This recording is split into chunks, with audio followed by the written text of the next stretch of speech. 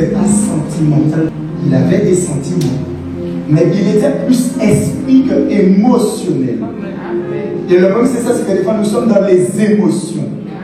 Lorsque sa mère est venue, sa propre mère est venue, je t'ai déjà expliqué, sa propre maman, imagine-toi ta maman, elle te dit qu'il manque du vin. Ta maman, tu lui dis, femme, qu'y a-t-il entre toi et moi? Elle est lui-même à même distance. Vous dire, même si tu es ma maman, mais là, dans cette situation-là, ce n'est pas toi qui vas me dire réellement ce que je dois faire. Je vais faire ce que je vois que je dois faire.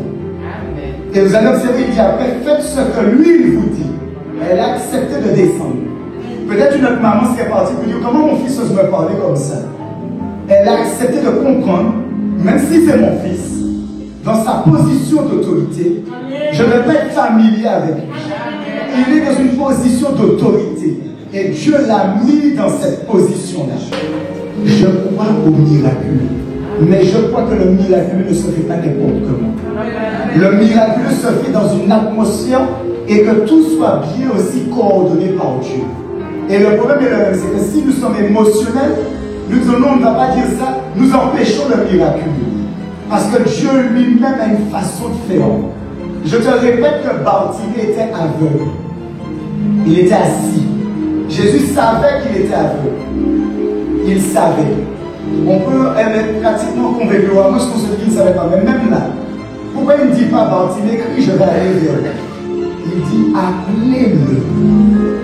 Il ne va pas l'appeler, il dit à ses disciples appelez-le. Bartimée a lâché son manteau. C'est sa fierté, son ego. Il a lâché son manteau et il s'est levé pour aller vers Jésus.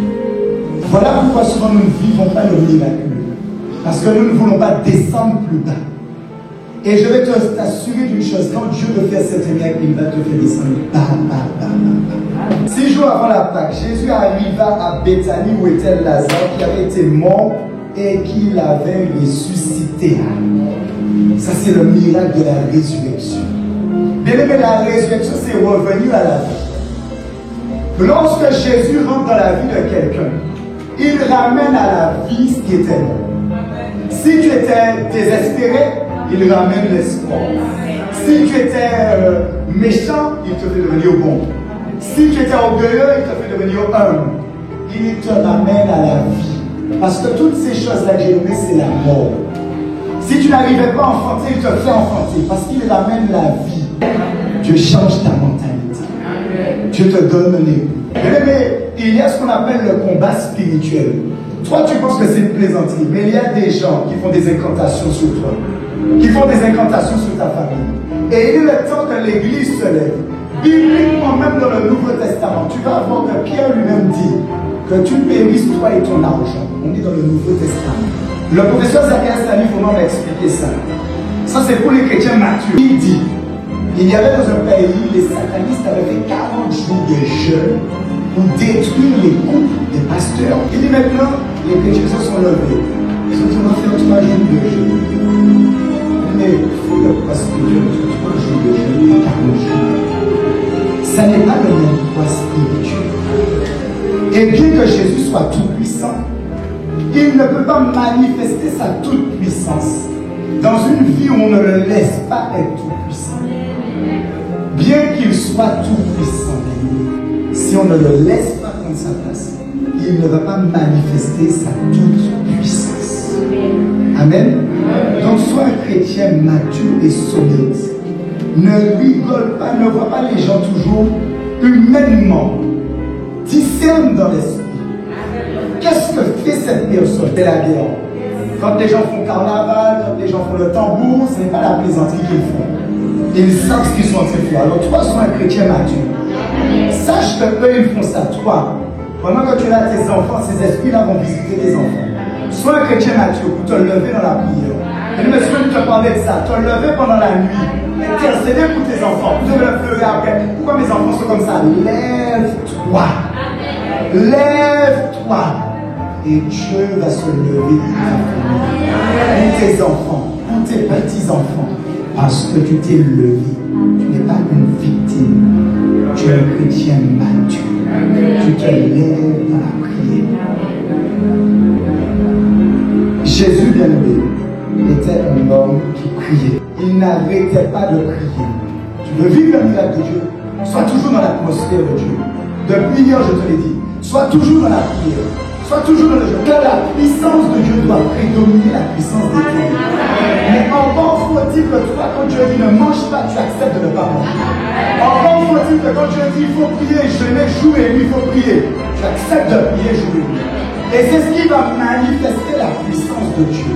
Parce que bibliquement, on voit que les apôtres jeûnaient et priaient. Ils n'étaient pas des paresseux spirituels.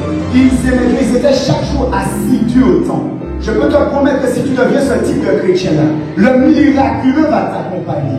Ta vie sera une succession de miracles. Parce que Dieu sera toujours là pour toi. Dieu a une façon de fonctionner. Le problème, c'est que nous ne voulons pas aller dans le sens de Dieu.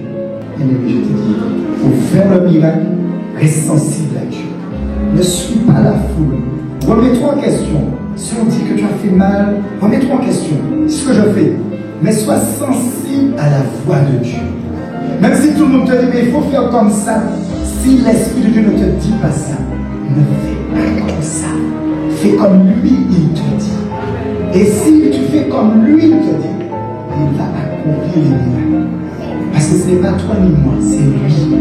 Mais il faut le laisser faire comme lui, il veut. Alors, il cracha à terre et fit de la terre avec sa salive. Puis il appliqua cette boue sur les yeux de la veuve. Et lui dit, va et lave-toi au réservoir de Siloé, nom qui signifie envoyé. Il y alla, se lava et s'en retourna voyant clair. Bien-aimé, pour que tu vives le miracle, il faut que tu passes dans cette étape. Encore une fois. Jésus lui dit, crache. Il aurait pu dire, moi je ne veux pas que tu mettes ta boue sous les yeux.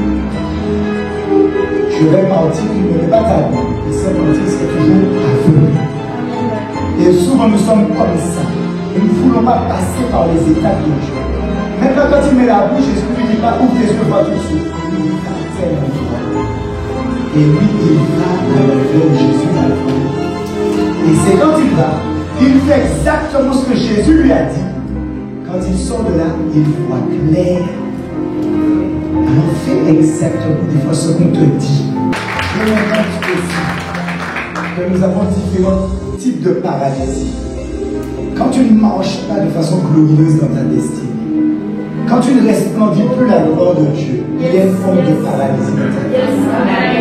Et Dieu est venu pour te libérer de cette paralysie. La Bible dit que dans son palais, tout s'écrit gloire. Si toi tu es en permanence en communion avec lui, en toi, tout va s'écrire gloire. Tu vas continuer à resplendir toujours. Et quand tu vois quelqu'un, même un enfant de Dieu qui ne brille plus, il n'est plus toujours souriant, il ne resplendit plus toujours, c'est qu'il y a une forme de paralysie dans sa vie. Tu as besoin que Dieu te pardonne quelque chose. Ça peut être une parole que tu as eue. Tu as souvent entendu de prier, mais tu ne pries toujours pas assez. Tu as besoin que Dieu te pardonne. Parce que lorsque nous entendons la parole de Dieu, c'est pour l'écouter et la mettre en pratique. Tu as besoin que Dieu te pardonne. Et que tu te lèves et que tu puisses marcher dans ta destinée. Et qu'il te dise, je te pardonne, lève-toi, prends ton lit et marche. Marche, resplendis, brille dans le monde. Le monde a besoin de reconnaître. C'est ce que Dieu voulait te dire. Brille. Jésus était célibataire, mais il n'avait pas perdu d'éclat. Quand il regarde, moi je suis seul, il m'a brillé. Il brillait.